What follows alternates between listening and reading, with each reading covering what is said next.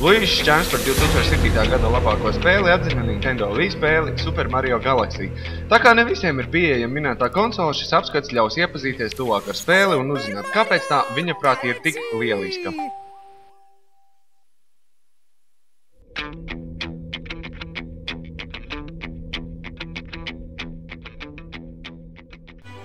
Super Mario Galaxy ir jaunākais 3D platformers ar Mario franšīzi un ir uzskatāms par Super Mario 64 un Super Mario Sunshine turpinājumu.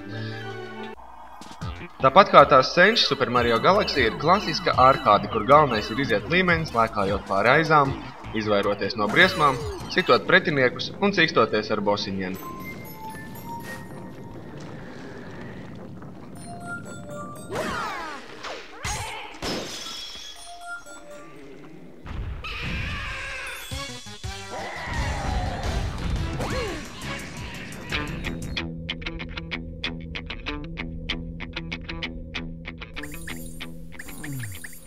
Jūs man iespējams neticēsiet, bet spēlē galvenais varonis ir Mario, kurš dodas glābt Bowsera nolaupīto princesi.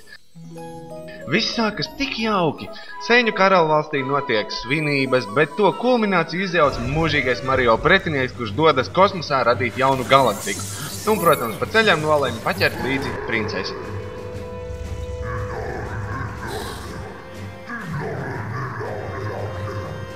Mario, protams, to tā nevar atstāt, un nokļūst kosmosa aizgādnes Rozalīnas observatorijā sāk vākt spēka zvaigznes, ceļojot uz dažādām galaktikām. Kad tās būs savāktas gana daudz, observatorija varēs tikt uz visuma centru, kur ir noglabāta princese.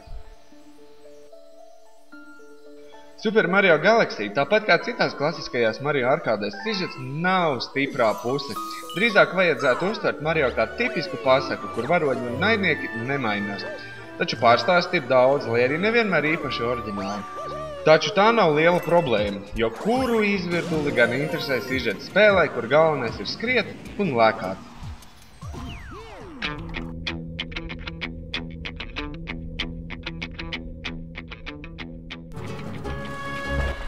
Ik viens zina, ka Wii ir visvārgākā no mūsdienu konsolēm jauda ziņam. Attiecīgi Super Mario Galaxy noteikti nav Crysis vai Unreal Tournament 3 konkurence. Taču kā Wii spēle, Super Mario Galaxy viennozīmīgi ir skaistākā no šobrīd uz šīs platformas pieejamajām spēlēm. Liekas, ka izstrādātāji ir izspieduši maksimumu no dzelžiem, jo tā bagātīgi demonstrē daudz poligonālus modeļus, visvisādi spīdošas un vizuļojošas virsmas un pārējos efektus, kuri uz citām platformām jau sen ir pieejami.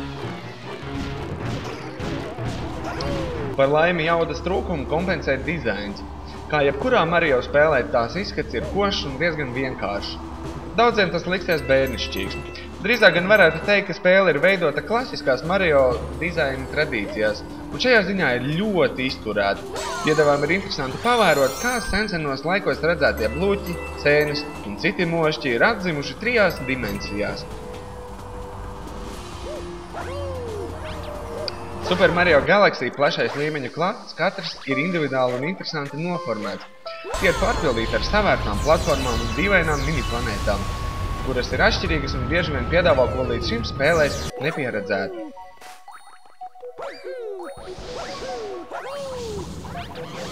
Spēles mūzika ir tikpat augstā līmenī kā vispārējais, ja ne augstākā. To ir ierakstījis simfoniskais orķestris, un tā ir izpelnījušies nevienu 2007. gada labākās spēles mūzikas nomināciju.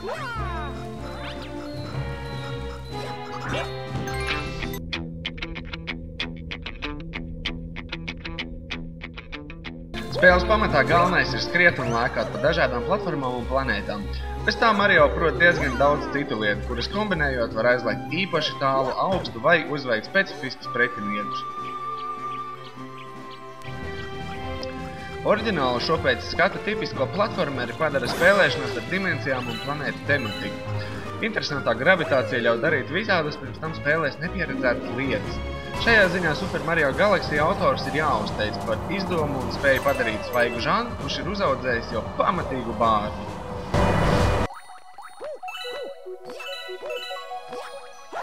Visādi citādi Super Mario Galaxy ir ļoti tradicionāls. Katram līmenim ir sākums un beigas, un planētu noslēdzošajā līmenī jāmērojas spēkiem ar bossīm.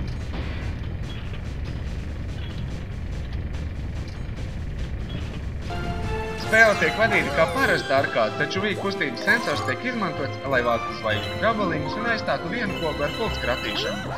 Piedāvām ir pieejami arī visādi interesanti līmeņi, kuros kustības sensoram ir lielāka nozīme un kas padara spēli patīkami dažādu.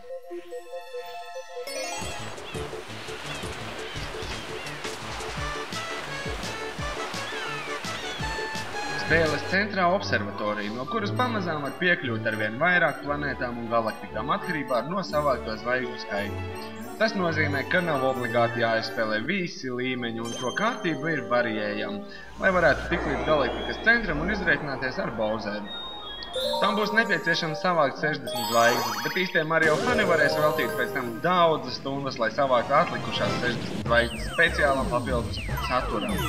Papildus zvaigznes var dabūt atrodot slepenās vietas un izejas līmeņus speciālos apstākļos, piemēram uz laiku, ar ātrākiem pretiniekiem vai tikai ar vienu dzīvi.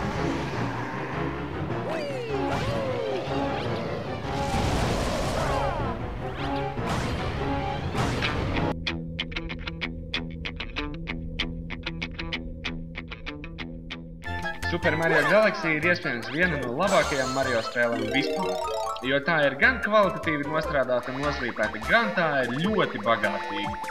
Interfeisa un vadība ir skaidra un ērta.